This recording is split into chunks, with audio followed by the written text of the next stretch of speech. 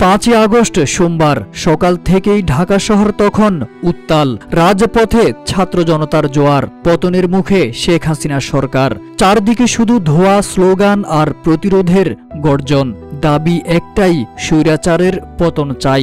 আর ঠিক সেই দিনেই দেশের সবচেয়ে গুরুত্বপূর্ণ সরকারি ভবন জাতীয় সংসদে ঘটেছিল এমন কিছু, যা একদিকে ইতিহাস, অন্যদিকে অভ্যুত্থানের মুহূর্তে ভয়ের নাট্যশালা।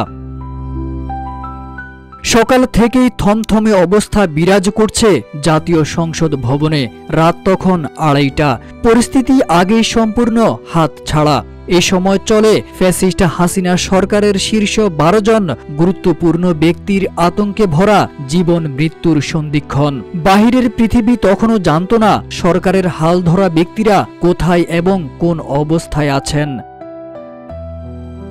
ঠিক সেই সময় সংসদ ভবনের অভ্যন্তরে দেওয়ালের পেছনে তালাবদ্ধ একটি কক্ষে লুকিয়েছিলেন speaker Shirin Sharmin Chowdhury, deputy speaker Shamsul Haque Tuku, সাবেক আইসিটি প্রতিমন্ত্রী জুনাইদ আহমেদ পলক সহ 12 জন উচ্চ পদস্থ আওয়ামী নেতা।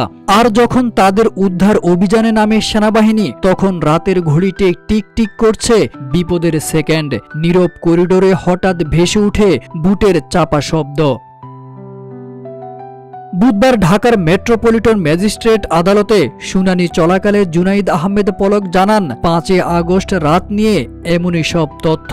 পলক বলেন, 2:30টা পর্যন্ত জাতীয় সংসদে স্পিকার, ডেপুটি স্পিকার তিনি সহ 12 জন আবদ্ধ ছিলেন। সেদিন সংসদ ভবন আক্রান্ত হয়েছিল। পরে সেনাবাহিনী তাদের উদ্ধার করে। এর আগে গত বছরের 15 আগস্ট পলককে গ্রেপ্তার করা হয়।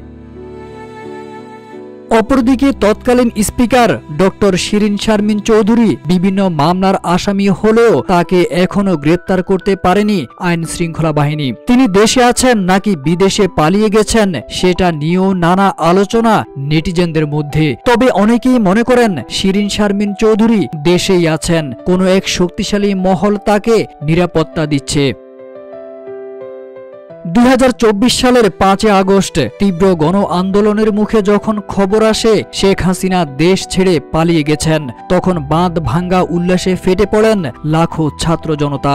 দেওয়াল ভেঙে ঢুকে পড়েন গণভবনে। হাজার হাজার মানুষ দখলে নেয় সংসদ ভবন এলাকা। পরিস্থিতি যখন এমন, তখনও জীবনের ঝুঁকি নিয়ে ভেতরে অবস্থান করছিলেন হাসিনার এই শীর্ষ নেতারা। পরে সেনাবাহিনী তাদেরকে উদ্ধার করে নিরাপদে নিয়ে যায়।